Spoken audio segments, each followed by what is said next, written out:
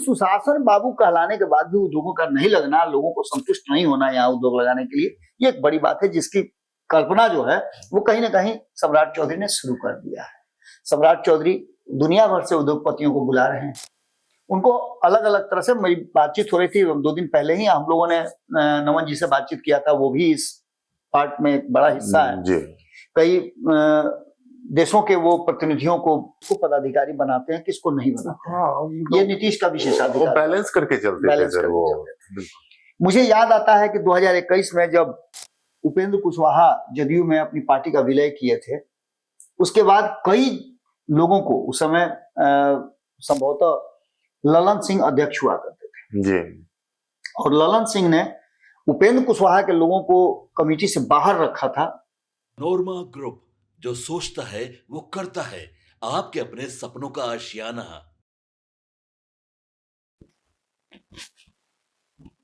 स्वागत है भारत लाइव में दोस्तों।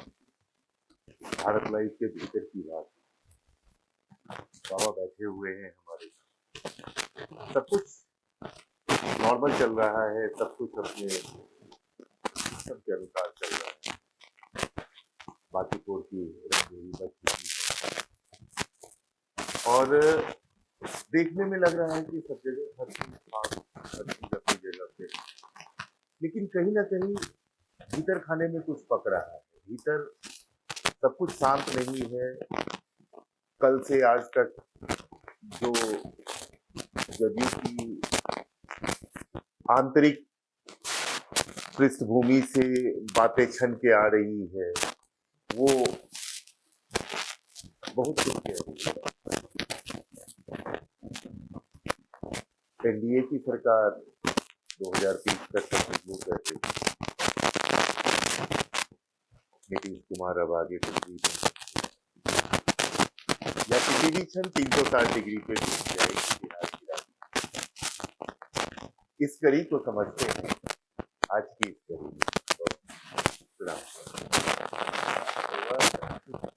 जो मैंने कहा आप समझे। बिल्कुल, आपने जितनी भी बातें कही, ये सिर्फ आपकी क्यूरियोसिटी नहीं है, ये बिहार के 14 करोड़ लोगों के जहन में ये बात उमड़ घुमड़ रहा है। लोग पचा नहीं पा रहे हैं कि इतना आसानी से नीतीश कुमार अब कुर्सी कैसे छोड़ी। कुर्सी के लिए उन्होंने कई बार अपने आप को इधर से उधर किया। 20 सालों में 10 बार, जबकि स्वाभाविक रूप से उनको 4 बार ही लेना चाहिए था मुख्यमंत्री पद का। एक बार मान लेते हैं, चलिए कि एक बार नैतिकता के आधार पर इस्तीफा देते चुनाव हार का इस्तीफा दिया तो 5 बार, लेकिन 10 बार की। जब 10 बार उन्होंने शपथ लिया,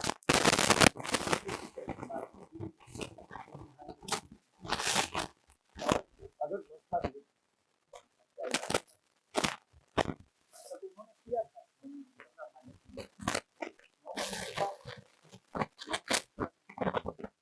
पिछला रिकॉर्ड भी अभी नहीं, लेकिन इतिहास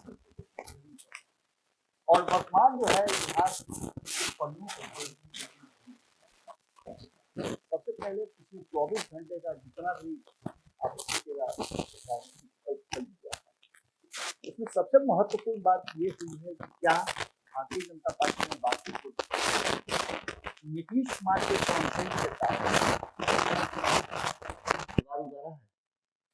पहली बात। दूसरी बात कि आज जब हम ये खबर कर रहे हैं तो नीतीश कुमार को एक मीटिंग में होना चाहिए था, जो एनडीए गठबंधन की इंटरनल मीटिंग होनी थी, जिसे मुख्यमंत्री सम्राट चौधरी ने बुलाया था। उसके ठीक पहले नीतीश कुमार की तबीयत खराब हो गई। तबीयत खराब है या तबीयत खराब कराई गई, ये दोनों बातें बहुत ही महत्वपूर्ण है। हम जब पड़ताल उसकी भी कर रहे हैं, आपके भी गन लगे हुए हैं कितना तबीयत खराब है, और ये जैसे पता चलेगा तो हम उस पर फिर अपडेट देंगे। लेकिन सबसे बड़ी बात है कि नीतीश कुमार का ऐन वक्त पे तबीयत खराब हो जाना, जबकि रोज सुबह उठ करके लोगों से मिलते, आज वो भी काम नहीं हुआ है। और वो काम होगा भी क्यों? क्योंकि एक दिन पहले जो लिस्ट आई है, उस लिस्ट ने जनता दल यूनाइटेड के भीतर का जो कलई है वो, रैपर कुछ और था, और अंदर में माल कुछ और। जैसे ही ये जंबो 153 लोगों का कमेटी बनाया गया, उस कमेटी में कई नाम, कुछ नाम तो 1 दर्जन के आसपास नाम को तो मैं भी जानता हूं, जिन पर आचार कहा जाए तो उनके आचार को लेकर के, व्यवहार को लेकर के, पार्टी फोरम में लेकर के, इसके अलावा जो है उनकी पार्टी की तरफ से जो कमेटी बनाई गई थी, लोगों को चुनाव के समय में लोगों ने किस तरह का व्यवहार किया है, क्या किया है, एक्शन कमेटी जो थी, अनुशासन कमेटी थी, उस सब लोगों का रिपोर्ट लेकर के कुछ लोगों को, 1 दर्जन लोगों को तो इससे दूर रखा गया है। लेकिन जिन लोगों को 153 लोगों को जगह दी गई है, उसके अलावे भी उसमें खास करके एक वर्ग को अलग रखना, और उस वर्ग के वैसे लोगों को अलग रखना जो जमीन पर कार्य कर रहे थे। तो कहीं ना कहीं इस बात की तरफ इशारा हो रहा है कि जनता दल यूनाइटेड के भीतर भी अब वो बात नहीं रह गई है जो नीतीश वाली बात हुआ करती थी। नीतीश अपने 20 साल के शासन में आप उठा के देख लीजिएगा, कभी भी उनके पार्टी के भीतर इस बात को लेकर के विद्रोह नहीं हुआ कि पार्टी में किसको पदाधिकारी बनाते हैं, किसको नहीं बनाते हैं। ये नीतीश का विशेषाधिकार, बैलेंस करके चलते थे सर वो। मुझे याद आता है कि 2021 में जब उपेंद्र कुशवाहा जदयू में अपनी पार्टी का विलय किए थे, उसके बाद कई लोगों को, उस समय संभवतः ललन सिंह अध्यक्ष हुआ करते थे जी, और ललन सिंह ने उपेंद्र कुशवाहा के लोगों को कमेटी से बाहर रखा था। हंगामा होना चाहिए था, लेकिन नीतीश कुमार ने होने नहीं दिया। कई लोगों को बाद में उन्होंने एडजस्ट किया। यही बात अशोक चौधरी के साथ भी हुआ था, जब अशोक चौधरी लौट करके 2019 के आसपास में आए थे। ये सारी परिस्थितियां इस बात की तरफ इशारा करती है कि नीतीश कुमार बैलेंस रहते थे, लेकिन अब जो बातें कही जा रही हैं, हो सकता है कि नाराज लोगों का ये परसेप्शन भी हो, नाराज लोग झूठ भी बोल रहे हो, लेकिन लोगों का कहना यह है कि नीतीश कुमार को बोलने नहीं दिया जा रहा है, या नीतीश कुमार को वस्तु स्थिति से अवगत नहीं होने दिया जा रहा है। तो एक तो सबसे बड़ी बात यह है, लेकिन मुझे ऐसा लगता है कि नीतीश कुमार इतने हल्के नहीं है कि उन तक बात नहीं पहुंचे और वो अनुभव नहीं कर ले। राजनीतिक रूप से सबसे बड़ा धुरंधर अगर कोई बिहार की राजनीति में है तो वो नीतीश कुमार है। बिल्कुल, क्योंकि नीतीश कुमार के हर एक्ट में राजनीति होती है। राजनीति ओढ़ना बिछाना सारा राजनीति से ही उनका शुरू होता है। कोई भी राजनीतिक गतिविधि होगा सर, या बिहार में कोई भी विकास की बात भी होगी, तो उसको सर कोरिलेट करते हैं नीतीश एक्शन से लोग। बिल्कुल, जबकि वास्तविकता यह है कि 20 साल का इतिहास उठा के देख लीजिए, तो बिहार में जो सबसे जरूरी था इंफ्रास्ट्रक्चर, वो था रोजगार। क्योंकि 90 में जब, माफ कीजिएगा 2000 में जब झारखंड अलग हुआ, उसके बाद से बिहार में बचा कुछ भी नहीं। जो उद्योग और रोजगार के जो साधन थे वो समाप्त हो गए। उसके बाद नीतीश कुमार ने सड़कें बनाई, सब कुछ किया, लेकिन उद्योग नहीं लगे। जबकि 15 साल के लालू शासन में उद्योग तो लगे थे, वो उखड़ गए थे। यहाँ के सुशासन को नहीं रहने के कारण। लेकिन सुशासन बाबू कहलाने के बाद भी उद्योगों का नहीं लगना, लोगों को संतुष्ट नहीं होना यहाँ उद्योग लगाने के लिए, ये एक बड़ी बात है, जिसकी कल्पना जो है वो कहीं ना कहीं सम्राट चौधरी ने शुरू कर दिया है। सम्राट चौधरी दुनिया भर से उद्योगपतियों को बुला रहे हैं, उनको अलग अलग तरह से। मेरी बातचीत हो रही थी 2 दिन पहले ही, हम लोगों ने नमन जी से बातचीत किया था, वो भी इस पार्ट में एक बड़ा हिस्सा है। कई देशों के वो प्रतिनिधियों को, इन्वेस्टर्स को से के साथ मीटिंग कर चुके हैं। उस मीटिंग के बाद वो इसमें लगे भी हुए हैं कि जल्दी से उद्योग आए, जिससे कि बिहार पर जो ठप्पा लगा हुआ, धब्बा लगा हुआ है पलायन प्रदेश का, वो कहीं से कहीं समाप्त हो जाए। तो एक तो ये बात है कि जो वर्तमान सरकार के मुखिया हैं, वो अपने हिसाब से अब बिहार को चलाने और बिहार में लोगों की बातों को सुन करके उसको कैसे इंप्लीमेंट किया जाए उस पर काम कर रहे हैं। तो दूसरी तरफ जनता दल यूनाइटेड के भीतर कोलाहल मचा हुआ है, एक हंगामा मचा हुआ है। अब जदयू का क्या होगा? कई नेताओं से जदयू की मेरी बातचीत हुई है, जो कमेटी में है भी और जो नहीं भी है। उन दोनों लोगों से बातचीत का मतलब यही है कि कहीं ना कहीं नीतीश खेमे में एक बड़ा धमाका होने की संभावना बदल गई है। उसका सबसे बड़ा कारण है कि पार्टी के राष्ट्रीय कार्यकारी अध्यक्ष जो हैं संजय झा, पहले नीतीश कुमार के पास ये लोग जा रहे थे, जहां इन लोगों को जाने से मना कर दिया गया। कहा गया कि नीतीश कुमार किसी से नहीं मिलेंगे।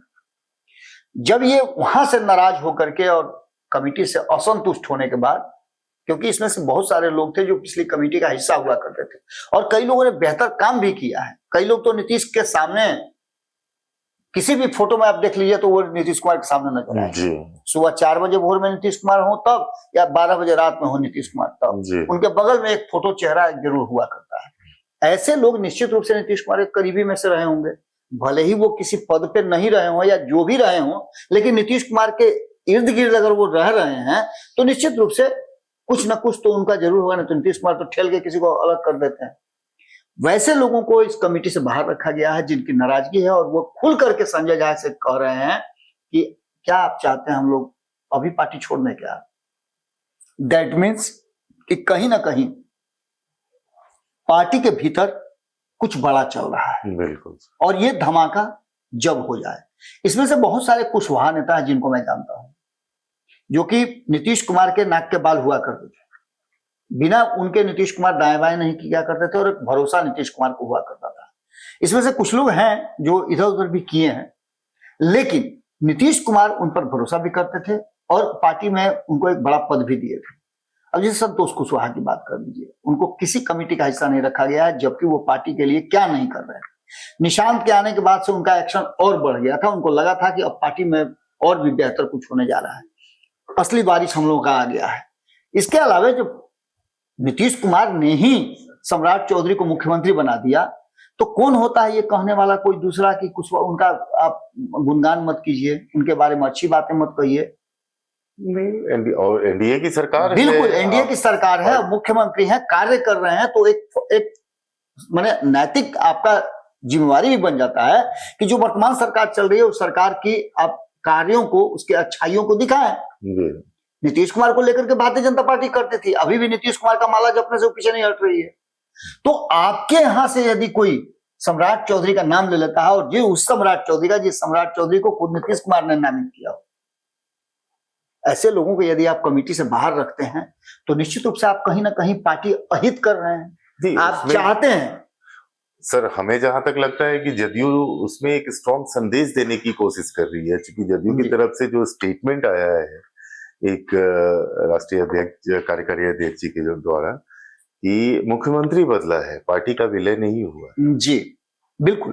तो ये देखिए, अभी ये कहने का तात्पर्य, ये कहीं ना कहीं आप इस बयान को इस दृष्टि से देख सकते हैं कि ये जदयू के हित वाला नहीं बयान है, जदयू के अहित वाला बयान है। क्योंकि जब किसी मकान को गिराना होता है तो आप देखिएगा कि नीचे वाला ईंटा नहीं गिराया जाता है, तो भरभरा के गिर जाएगा, एक एक ईंटा गिराया जाता है। और ये बयान उसी तरह का बयान है जिसमें ऊपर से पूरे मकान को तोड़ने की साजिश, मैं इसी तरह से देख रहा हूं। और अगर वो लोग ये कह रहे हैं उनके सामने, तो ये बड़ी बात ना है कि आप अगर नहीं डिसीजन लीजिएगा तो हम लोग क्या चाहते हैं, हम लोग पार्टी छोड़ के चले जाएं। दैट मीन्स कि आप वही बात कह रहे हैं जो बात आप लोगों से करवाना चाहते हैं। खैर, इस बात से आगे अगर मैं कहूं तो ये पूरा का पूरा सिनेरियो जो है वो 2 खेमे में बटा हुआ है। एक खेमा ये है जो आज भी नीतीश कुमार को मुख्यमंत्री मानता है, कई लोगों से सुनिएगा भी मुख्यमंत्री वही हैं, बड़े भाई वही हैं, वही सब देख रहे हैं। भाजपा भी इस बात को कह रही है कि नहीं भाई, आज भी नीतीश के नेतृत्व में ही हम चल रहे हैं। लेकिन वास्तविकता यह है कि नीतीश कुमार के हटने से कई लोग नाराज भी हैं, और कई लोगों को यह बात एहसास होने लगा है कि अब तो उनके हाथ में पूरा का पूरा कमान आ गया है। लेकिन इसमें भी 2 तरह के लोग हैं, एक जो नीतीश कुमार का हाथ पकड़ करके उनको चला रहे हैं, नीतीश कुमार से उनके करीबियों को या फिर जो लोग उनसे कुछ बोलना चाहते हैं, बात करना चाहते हैं, उसे मिलने नहीं दे रहे हैं, और एक वो जो पार्टी को अपने कब्जे में रख करके डिसीजन ले रहे हैं। ये दोनों लोग कहीं ना कहीं आम कार्यकर्ताओं को पार्टी से दूर करने की साजिश के हिस्सा हो सकते हैं, जो लग रहा है। और जो बात जनता दल यूनाइटेड के जो समर्पित लोग हैं वो ये कह रहे हैं। सुबह से कई लोगों का फोन मेरे पास, कई लोगों ने मेरी बात हुई। इसमें से अगर देखा जाए तो एक तरफ निशांत को लेकर के कहा जा रहा है कि निशांत को आगे बढ़ाने की बात थी, लेकिन निशांत को भी कोई जिम्मेवारी नहीं दी गई है। निशांत के साथ चलने वाले युवा टीम के बारे में जो चर्चा चल रही थी, उस टीम में से भी कई लोगों को जगह नहीं दी गई है। बात इतना ही नहीं है, आप एक तरफ सम्राट चौधरी का सपोर्ट कर रहे हैं, आपके जो नेता सबसे बड़े हैं वो सम्राट चौधरी को मुख्यमंत्री की कुर्सी तक बैठाने के लिए ले जाते हैं हाथ पकड़ के, और आपकी पार्टी की तरफ से अगर उसका विद्रोह हो तो निश्चित रूप से आप कहीं ना कहीं दो नाव की सवारी कर रहे हैं और कुछ आप अलग कर रहे हैं। तो यहां से एक बात समझ में आती है कि क्या एक बार फिर से कोई बड़ा रिवोल्ट होगा, क्योंकि संभावनाएं अभी खत्म नहीं हुई है, समाप्त नहीं हुई है। भारतीय जनता पार्टी को आप मजबूत कह सकते हैं, दुनिया भर में देश भर में भारतीय जनता पार्टी मजबूत है, लेकिन बिहार में अभी तक उसने नहीं दिखाया कि हम मजबूत है। सम्राट चौधरी प्रयास जरूर कर रहे हैं, सम्राट चौधरी ने दर्शाने की कोशिश भी की है कि वो करेजियस हैं, डिसीजन लेने में उनको कोई आपत्ति नहीं है, बोल्ड डिसीजन लेते हैं चाहे परिणाम जो हो जाए। तो ये सारी चीजें दिखा रहे हैं, लेकिन अभी तक नीतीश कुमार का जो औरा था उस औरा से बाहर नहीं निकल पाए, क्योंकि रिपोर्ट आज भी वो नीतीश कुमार के यहाँ कर रहे हैं। तो ऐसी स्थिति में क्या भारतीय जनता पार्टी अभी भी मजबूर है, या फिर भारतीय जनता पार्टी इंटरनली कुछ ऐसा कर रही है जिससे रातों रात बिहार में कोई बड़ा खेल हो जाएगा? क्योंकि आप एक सिंपल सी बात देखिए, अभी अभी बंगाल से एक सूचना आपको आई होगी कि राज्यसभा के 3 लोगों ने इस्तीफा दिया था। इस्तीफा उन्होंने टीएमसी से दिया, और ठीक उसके बाद जैसे ही चुनाव अनाउंस होता है तो भारतीय जनता पार्टी उनको अपना उम्मीदवार बना देती है। दैट मीन्स ये खेल क्या चल रहा है, पहले से ये क्यों नहीं चल रहा था? इसका सीधा मतलब है कि भारतीय जनता पार्टी अब पश्चिम बंगाल में अपने को मजबूत कर रही है, तो क्या बिहार में भी मजबूत करने के लिए तैयारी कर रही है? मैं बता रहा हूं कि 20 दिनों का ये जो सफर है, जिसमें बांकीपुर चुनाव की चर्चा आप कर रहे थे कि एक चुनाव भी है, जिस चुनाव को लेकर के कहा यह जा रहा है कि इस चुनाव में एनडीए की जीत से ज्यादा भारतीय जनता पार्टी और नितिन नवीन की जीत और हार से इसको मिलाकर के देखा जा रहा है। इसको इस तरह से देखा जा रहा है कि इस जीत हार से क्या असर पड़ना है और किस तरह से आगे एनडीए का स्वरूप तय होगा। तो इस पूरी कवायद में जनता दल यूनाइटेड की भूमिका क्या होगी?